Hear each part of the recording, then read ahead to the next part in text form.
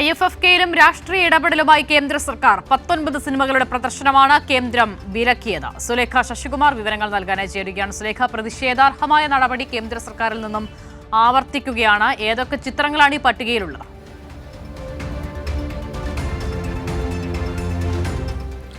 അസിത, എന്തായാലും കേരളത്തിന്റെ IFFK എന്ന് പറയുന്നത് ഏഷ്യയിൽ തന്നെ ഏറ്റവും മികച്ച ഒരു ചലച്ചിത്രമേളയാണ് എന്നതിൽ സംശയമൊന്നുമില്ല. കഴിഞ്ഞ കാലങ്ങളിലൊക്കെ തന്നെയും ഇത്തരത്തിൽ സംഘപരിവാർ ആശയങ്ങൾക്കെതിരെ, സംഘപരിവാർ നടത്തുന്ന പ്രവർത്തനങ്ങൾക്കെതിരെ നിരന്തരം ശബ്ദിച്ചുകൊണ്ടുള്ള സിനിമകൾ അത് IFFK വേദിയിൽ പ്രദർശിപ്പിച്ചിരുന്നു എന്നുള്ളത് തന്നെയാണ്.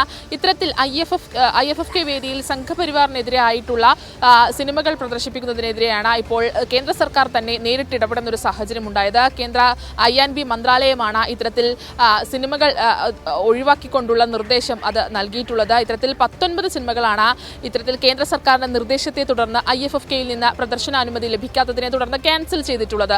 ഇത് നിരന്തരം ഇത്തരത്തിൽ ഓരോ മണിക്കൂറുകൾ കഴിയും തോറും ഇത്തരത്തിൽ ഡെലിഗേറ്റുകൾക്ക് ക്യാൻസൽ ആയിട്ടുണ്ട്, ഈ സിനിമ ക്യാൻസൽ ആയിട്ടുണ്ട് തുടങ്ങിയ മെസ്സേജുകൾ എത്തുന്ന ഒരു സാഹചര്യം കൂടിയുണ്ട്. എന്തായാലും ഇത്തരത്തിൽ കേന്ദ്ര സർക്കാരുമായി ബന്ധപ്പെട്ടുള്ള ഇടപെടലുകൾ അത് നടന്നു വരികയാണ്. ആദ്യഘട്ടത്തിൽ 300-ൽ കൂടുതൽ സിനിമകൾ റദ്ദ് ചെയ്യണമെന്നതാണ് കേന്ദ്ര സർക്കാർ അറിയിച്ചതെങ്കിൽ അത് പിന്നീട് 100-ലേക്കും പിന്നീട് ഇപ്പോൾ 19 സിനിമകൾക്ക് പ്രദർശനാനുമതി നിഷേധിക്കുന്ന ഒരു സാഹചര്യമാണ് കേന്ദ്ര സർക്കാരിന്റെ ഭാഗത്ത് നിന്ന് ഉണ്ടായിട്ടുള്ളത്. എന്തായാലും IFFKയുമായി ബന്ധപ്പെട്ട ഇത്തരത്തിൽ ഈ കേന്ദ്ര സർക്കാർ വലിയ രീതിയിൽ ഇടപെടുമ്പോൾ ആ സിനിമകൾ എന്ന് പറയുന്നത് പലസ്തീനുമായി ബന്ധപ്പെട്ടുള്ള സിനിമകളാണ്. പലസ്തീൻ പാക്കേജിൽ 6ഓളം സിനിമകളാണ് ഉണ്ടായിരുന്നത്. ഈ 6 സിനിമകൾക്കും കേന്ദ്ര INB മന്ത്രാലയം വിലക്ക് ഏർപ്പെടുത്തിയിട്ടുണ്ട്, പ്രദർശനാനുമതി നിഷേധിച്ചിട്ടുണ്ട് എന്നുള്ളത് തന്നെയാണ്. പലസ്തീൻ ആശയവുമായി ബന്ധപ്പെട്ടാണ് ഇത്തവണത്തെ IFFKയുടെ ഉദ്ഘാടന ചിത്രം ഉണ്ടായത്. പലസ്തീൻ 36 എന്ന് പറയുന്ന ഉദ്ഘാടന ചിത്രം അതടക്കമുള്ള സിനിമകൾക്കാണ് പ്രദർശനാനുമതി നിഷേധിച്ചിട്ടുള്ളത്. പക്ഷേ ഉദ്ഘാടന ദിവസം ഈ സിനിമ അത് പ്രദർശിപ്പിച്ചിരുന്നു. പിന്നീട് അങ്ങോട്ട് അത് പ്രദർശിപ്പിക്കാനുള്ള അനുമതി അത് കേന്ദ്രം നിഷേധിച്ചിട്ടുണ്ട്. ഇത്തരത്തിൽ ഓരോ തവണ സിനിമകൾ പ്രദർശിപ്പിക്കുമ്പോഴും അതിനെല്ലാം ഓരോ തവണത്തെ പ്രദർശനത്തിനും പ്രത്യേകം അനുമതി ലഭിക്കണം. പക്ഷേ ഈ അനുമതി ലഭിക്കാത്തതിനെ തുടർന്നുകൊണ്ട് തന്നെ ഇനിയുള്ള പലസ്തീൻ 36 എന്ന് പറയുന്ന സിനിമ ഇനിയുള്ള പ്രദർശനങ്ങൾ അതുണ്ടാകില്ല. അതിനൊപ്പം തന്നെ മറ്റ് 19 സിനിമകൾ അതിനുള്ള ഒരു വിലക്ക് കൂടി കേന്ദ്രം ഏർപ്പെടുത്തിയിട്ടുണ്ട് എന്നുള്ളത് തന്നെ.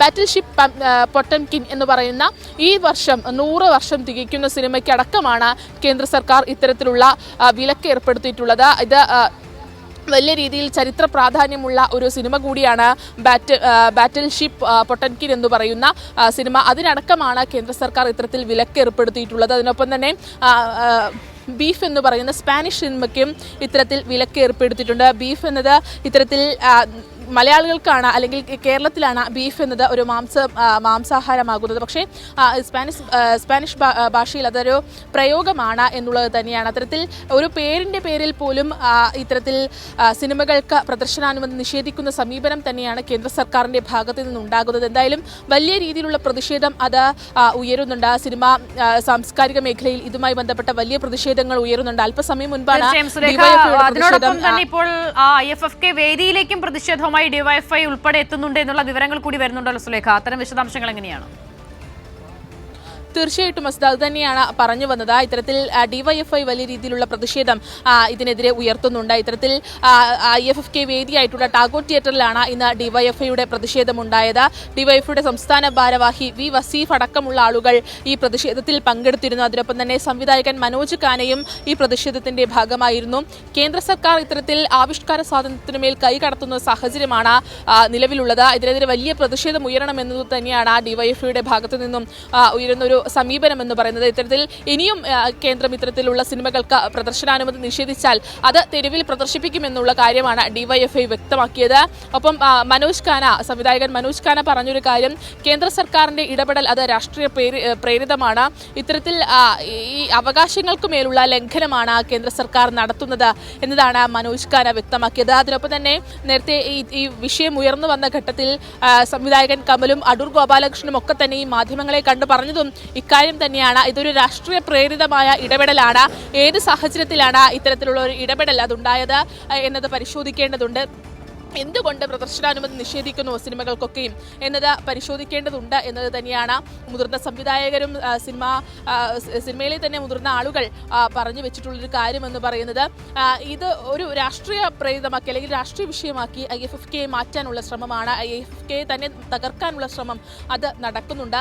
നേരത്തെ സൂചിപ്പിച്ചതുപോലെ തന്നെ സംഘപരിവാർ ആശയങ്ങൾക്കെതിരെ അല്ലെങ്കിൽ സംഘപരിവാർ ഉയർത്തുന്ന കാര്യങ്ങൾക്കെതിരെയാണ് പല സിനിമകളും IFFK, അതായത് മാനവികത ഉയർത്തിപ്പിടിക്കുന്ന ആവിഷ്കാര സ്വാതന്ത്ര്യത്തെ ഉയർത്തിപ്പിടിക്കുന്ന സിനിമകളാണ് IFFK-യിൽ നമ്മൾ കാണുന്ന സിനിമകളൊക്കെ തന്നെയും ഉണ്ടാവുക എന്നുള്ളത് തന്നെയാണ്. പക്ഷേ അതിനൊക്കെ തന്നെയും ഹനിക്കുന്ന രീതിയിൽ തന്നെയാണ് കേന്ദ്രത്തിന്റെ ഭാഗത്ത് നിന്ന് ഉയർന്നു വരുന്ന ഒരു കാര്യം എന്ന് പറയുന്നത്. ഇതിനെതിരെ വലിയ പ്രതിഷേധം അത് ഉയർന്നു വരുന്നുണ്ട്. സാംസ്കാരിക സിനിമാ പ്രേമികൾക്കിടയിൽ തന്നെ വലിയ രീതിയിലുള്ള പ്രതിഷേധം ഉയർന്നു വരുന്നുണ്ട്. സിത.